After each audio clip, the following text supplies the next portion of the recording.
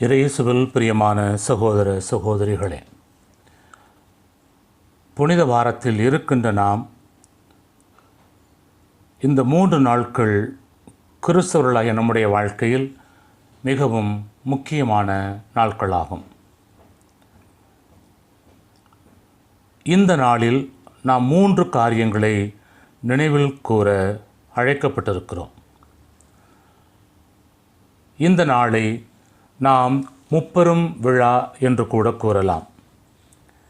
முதலாவதாக ஆண்டவர் இயேசு நற்கருணையை ஏற்படுத்திய நாள். இரண்டாவது குருத்துவத்தை ஏற்படுத்திய நாள். மூன்றாவதாக புதிய கட்டளையை இறைவன் நமக்கு கொடுத்த நாள். இவைகள் 3ம் கிறிஸ்தவர்களின் வாழ்க்கையில் நினைவு கூற வேண்டிய, செயல்படுத்த வேண்டிய முக்கியமான காரியங்கள் என்றால் அது மிகையாகாது. பாஸ்கா விழாவிற்கு தயாரிக்கும், கொண்டாடும் விழாதான் இது. பழைய பாஸ்கா விருந்தைத்தான் இறைவன் அப்பத்தை பிடுவதன் மூலமாகவும் ரசத்தை கொடுப்பதன் மூலமாகவும் இதனை என் நினைவாகச் செய்யுங்கள் என்கிறார். பழைய பாஸ்கா விழா கூட 2 வழிமரபுகளின் கூட்டு செயல் கொண்டாட்டம் என்கிறார் ஒரு ஆசிரியர். அதாவது காயின் பரம்பரையில் வந்தவர்கள் அனைவரும் விவசாயிகள். அவர்கள் தங்களின் முதற் பலனை கடவுளுக்கு காணிக்கையாக்குவார்கள். அதனை அவர்கள் தங்கள் அறுவடையின் விழாவினை மாசோத் என்று அழைப்பார்கள். இது ஒரு காரியம். அதே போல ஆபேலின் வழிமரபினர்கள் இடையர்களாக இருந்தார்கள். அவர்கள் குளிர்காலம் முடிந்து கோடை காலம் ஆரம்பிக்கும் போது தங்கள் கடைகளில் இருந்து ஆட்டுக்குட்டியை ஆண்டவருக்கு பலியிடுவார்கள். அதனை அவர்கள் பாஸ்கா என்று அழைப்பார்களாம்.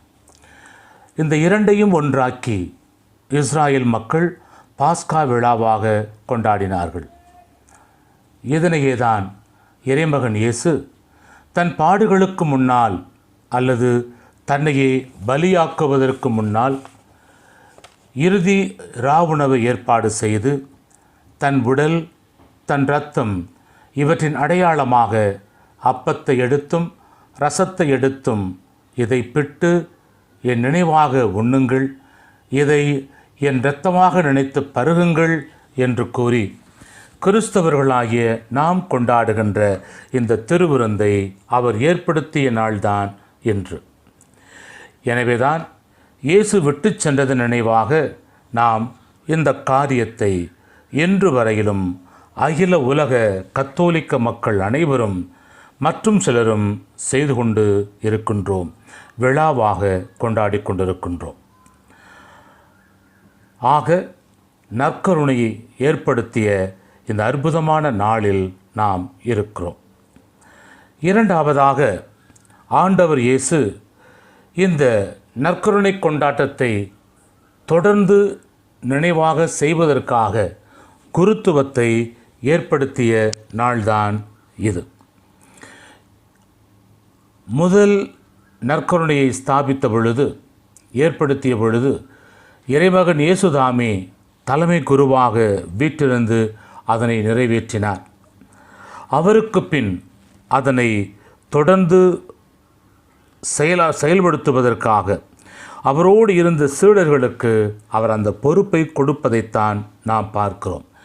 இதை என் நினைவாக செய்யுங்கள் என்று அன்று கொடுக்கப்பட்ட காரியத்தைத்தான் இன்றளவும் அவரின் அழைப்பை ஏற்று அருள்பொழிவு செய்யப்பட்டவர்கள் தொடர்ந்து நடத்தி கொண்டிருக்கின்றார்கள். இயேசு விட்டு சென்ற இதை என் நினைவாகச் செய்யுங்கள் என்ற கட்டளையை தொடர்ந்து நிறைவேற்றி கொண்டிருக்கின்றார்கள்.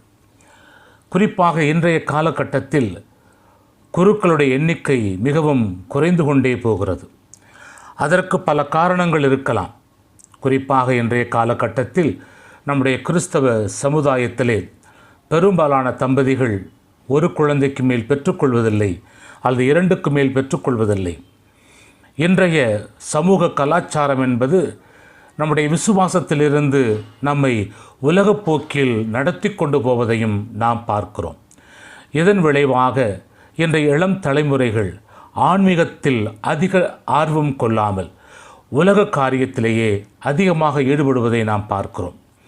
அதிகமாக படிக்க வேண்டும், அதிகமாக உழைக்க வேண்டும், நல்ல வேலை பார்க்க வேண்டும், அதிகம் சம்பாதிக்க வேண்டும், மகிழ்ச்சியாக இருக்க வேண்டும், என் குடும்பத்தை பார்த்து கொள்ள வேண்டும் என்ற ஒரு நிலைக்கு அவர்கள் மாறியிருப்பதை நாம் பார்க்கிறோம். இது தவறு என்று நான் சொல்லவில்லை. ஆனால் அதே சமயத்தில் நம்முடைய ஆன்மீக காரியத்திலும் நாம் ஈடுபட்டால் அது இன்னும் பல மக்களுக்கு சென்று சேர்வதற்கு நம்முடைய பிள்ளைகளும் ஒரு கருவியாக இருந்தால் அது இன்னும் வளர்வதற்கு ஒரு கருவியாக இருக்கும். இதை பெற்றோர்களாகிய நீங்களும் பெரியோர்களாகிய நீங்களும் உங்கள் பிள்ளைகளுக்கு நீங்கள் சிறு வயதிலிருந்தே கற்றுக் கொடுக்க வேண்டும். ஆன்மீக பணியும் அவசியம், உலக வாழ்க்கையும் அவசியம். எனவே இன்றைய காலகட்டங்களில் தேவ அழைத்தலை ஊக்குவிக்க ஒவ்வொரு பெற்றோரும் பெரியோரும் துணையாக இருக்க வேண்டும் என்பதைத்தான் இது நமக்கு சுட்டி காட்டுகிறது. பிரியமான சகோதரனே சகோதரியே, மூன்றாவதாக ஆண்டவர் இயேசு இந்த சமுதாயத்திற்கு ஒரு புதிய கட்டளை கொடுத்த நாளை நாம் கொண்டாடுகின்றோம். அதாவது இயேசு தன் சீடர்களுக்கும் அவர்கள் மூலமாக அவருடைய சீடர்களான நமக்கும் அவர் கொடுத்த அந்த புதிய கட்டளையை நாம் கொண்டாடுகின்றோம். அது என்ன அந்த புதிய கட்டளை? நான் உங்களை அன்பு செய்தது போல நீங்களும் ஒருவர் பிறரை அன்பு செய்யுங்கள் என்ற கட்டளை தான். இன்று நாம் உலகத்தில் வாழுகின்ற பொழுது நம்மை ஆளுகின்றவர்கள் பல கட்டளைகளை போடுகின்றார்கள், பல சட்டங்களை இயக்கிக் கொண்டு வருகின்றார்கள். அவைகளை நாம் கேட்டு கீழ்ப்படிந்து வாழ்ந்து கொண்டிருக்கிறோம். ஆனால் கடவுள் கொடுத்திருக்கின்ற இந்த புதிய கட்டளை பிரகாரம் வாழுகின்ற மக்கள் எத்தனை பேர்? நாட்டு சட்டங்களை கடைபிடித்து வாழுகின்றோம். அதை கடைபிடிக்கவில்லை என்றால் தண்டனை கிடைக்கும் என்ற ஒரு பயம், தண்டித்து விடப்படுவோம் என்ற ஒரு பயம் இருப்பதால் முடிந்த அளவுக்கு நாம் நம்முடைய நாட்டு சட்டங்களை கடைபிடிக்கின்றோம். ஆனால் இறைவன் கொடுத்த அந்த சட்டங்களை நாம் கடைபிடித்து வாழுகிறோமா என்றால் அது ஒரு கேள்விக்குறியாக இருக்கிறது. அந்த புதிய கட்டளை பிரகாரம், கடவுள் கொடுத்த கட்டளை பிரகாரம் வாழுகின்ற மக்கள் எத்தனை பேர்? இயேசு நமக்கு முன்னால் வாழ்ந்து காட்டினார். பிரியமான சகோதரனே சகோதரியே, அதனைத்தான் நாம் கடைபிடிக்க வேண்டும் என்று சொல்லிவிட்டு சென்றார். அது என்ன? அடிமைகள் முதலாளி மற்றும் அந்த முதலாளியின் வீட்டுக்கு வருகின்ற விருந்தினர்கள் வரும்பொழுது வீட்டுக்கு வெளியிலேயே அவர்கள் கால்களை கழுவி தண்ணீர் ஊற்றி கழுவ வேண்டும். அதன் பிறகுதான் அவர்கள் வீட்டுக்குள்ளே வருவார்கள். ஆக அடிமைகள் முதலாளி மற்றும் அவருடைய விருந்தினர்களின் கால்களை கழுவுவது என்பது அவர்கள் சாலைகளிலே வருகின்ற பொழுது மிதித்திருந்தால், தூசி படிந்திருந்தால் அவைகள் வீட்டுக்குள் வரக்கூடாது என்ற ஒரு நல்ல ஒரு ஹைஜீனிக் என்று சொல்வார்களே, அதன் காரணமாகவும் சுத்தமாக வர வேண்டும் என்ற ஒரு எண்ணமும் அதற்கு காரணமாக அமைந்திருக்கலாம்.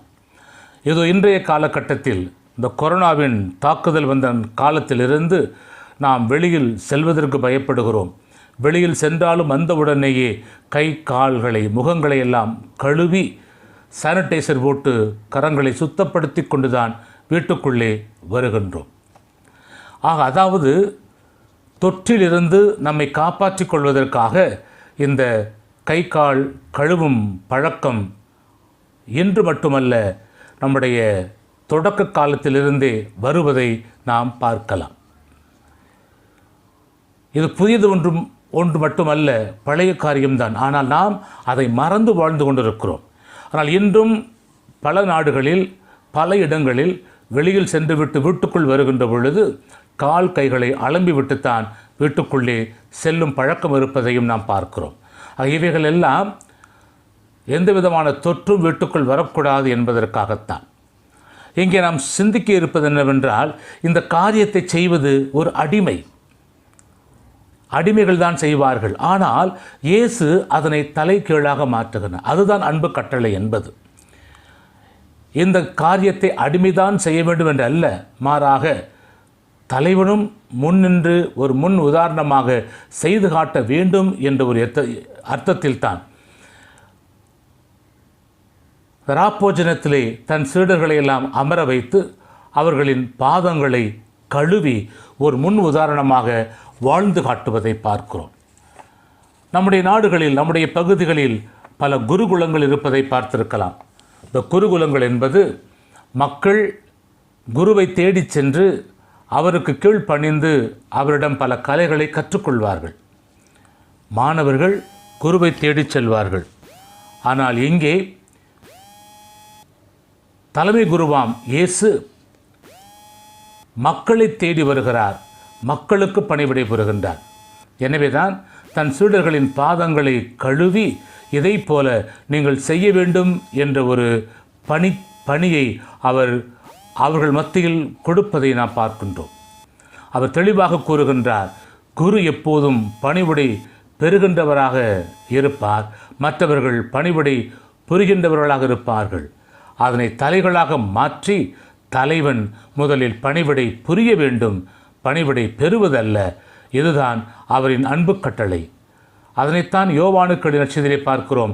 13ஆம் அதிகாரம் 35வது வசனத்திலே, நீங்கள் ஒருவர் மற்றவருக்கு செலுத்தும் அன்பிலிருந்து நீங்கள் என் சீடர்கள் என்பதை அறிந்து கொள்வார்கள் என்கிறார் இயேசு. அதாவது நாம் செயல்கள் மூலமாக வாழ்ந்து காட்ட வேண்டும் என்பதைத்தான் அவர் தெளிவாக கூறுகின்றார். இந்த 3 காரியங்களின் ஆண்டு விழாக்களைத்தான் நாம் இன்று கொண்டாடி கொண்டிருக்கின்றோம். இந்த தவ காலத்தில், அதுவும் இந்த புனித வாரத்தில், நாம் உண்மையான இயேசுவின் சீடர்கள் என்பதை நமது வார்த்தையால் அல்ல, மாறாக செயலால் வாழ்ந்து காட்ட வேண்டும் என்பதாகும். மேலே கூறப்பட்ட பண்புகள் நமக்கு மட்டுமல்ல, இந்த உலகத்தில் வாழுகின்ற அனைத்து மக்களும் பின்பற்றக்கூடிய ஒன்றுதான். ஆக இந்த அன்பு கட்டளையை நாம் ஒவ்வொருவரும் பின்பற்றினால் நமது சமுதாயம் சிறப்பான சமுதாயமாக மாறும் என்பதில் துளி அளவும் சந்தேகமில்லை. அப்படிப்பட்ட வாழ்க்கை வாழ நாம் துணிவோம், வாழ்ந்து காட்டுவோம். நாம் ஒவ்வொருவரும் இயேசுவின் சீடர்கள் என்பதற்கு சாட்சிகளாக இந்த உலகத்திலே வாழ்வோம். எனவே குறிப்பாக இந்த நாளில் ஒவ்வொரு குருக்களையும் நாம் நன்றியோடு நினைத்து பார்ப்போம். அவர்கள் பல தியாகங்கள் செய்துவிட்டு பல்வேறு மைல் கடல் கடந்து இன்று பல நாடுகளில் நம்முடைய பங்குகளில் பணியாற்றி கொண்டிருக்கிறார்கள். அவர்களை நாம் நன்றியோடு நினைத்து பார்ப்போம். அவர்களுக்காக நாம் ஜெபிப்போம். அவர்கள் மனித பலவீனத்தில் சில தவறுகள் செய்தாலும் அதையும் மன்னித்து ஏற்றுக்கொண்டு அவர்கள் மனமாற்றத்திற்காகவும் நம்முடைய மனமாற்றத்திற்காகவும் நாம் தொடர்ந்து ஜெபிப்போம். நாம் அன்பு கட்டளையை தொடர்ந்து நிறைவேற்ற தேவையான வரத்தை இறைவன் நாம் ஒவ்வொருவருக்கும் தர வேண்டும் என்று சொல்லி இந்த நாளிலே நாம் சிறப்பாக ஜெபிப்போம். இறைவன் தலைமை குருவாம் இயேசு நமக்கு விட்டு சென்றிருக்கின்ற அந்த அடிச்சுவற்றை நாமும் பின்பற்றி பிறருக்கு சேவை புரிகின்றவர்களாக, பணிவிடை பெறுவதற்கு அல்ல, பணிவிடை புரிவதற்கே நான் வந்திருக்கிறேன் என்ற படிப்பினையை நாமும் கற்றுக்கொண்டு தொடர்ந்து செயல்படுத்துவோம்.